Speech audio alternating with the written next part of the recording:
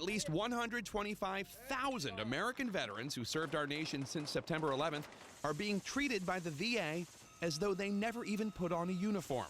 The Department of Veterans Affairs has ruled them ineligible for veterans benefits, not because they didn't sacrifice, but because they left the military without an honorable discharge. The stakes for this really couldn't be higher. If the VA doesn't recognize you as a veteran, not only do you lose the dignity of acknowledgement of your service, but you lose those really basic services. The staggering numbers come from a new report from veterans advocacy group Swords to Plowshares, the National Veterans Legal Services Program, and Harvard, which found that the VA is denying valuable benefits at unprecedented levels. I got shot at by one of those the other day, and it blew my platoon sergeant's leg off. This is Stephen Raymond in 2003, a YouTube video capturing some rare downtime during his first deployment to Afghanistan.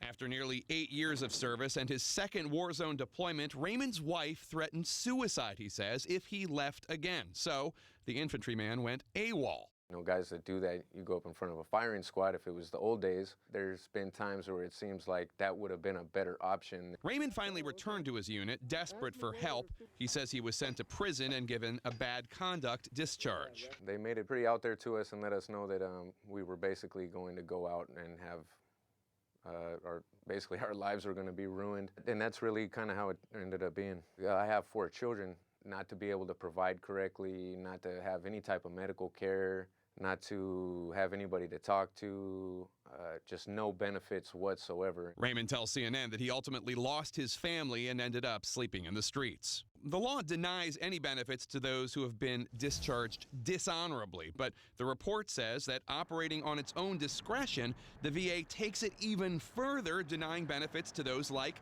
Raymond, who received neither an honorable nor a dishonorable discharge. The VA has set aside not only those with dishonorable discharges, but also 2 categories above that: dishonorable, bad conduct, and what's called other than honorable, and place them in a limbo. So Raymond's 2 tours in war zones notwithstanding, as far as the VA was concerned, he was not a veteran. He was ineligible for housing assistance or job training or crucial medical care. In a statement to CNN, the VA says, quote, "We recognize that there can be a variety of reasons that service members receive other than honorable discharges, and VA benefits can greatly improve the quality of their lives," adding that this new report provides them, quote, "an opportunity to do a thorough review and make changes." In Raymond's case, Swords to Plowshares recently managed to get the VA to reevaluate, and he now receives some benefits. But this story is the exception.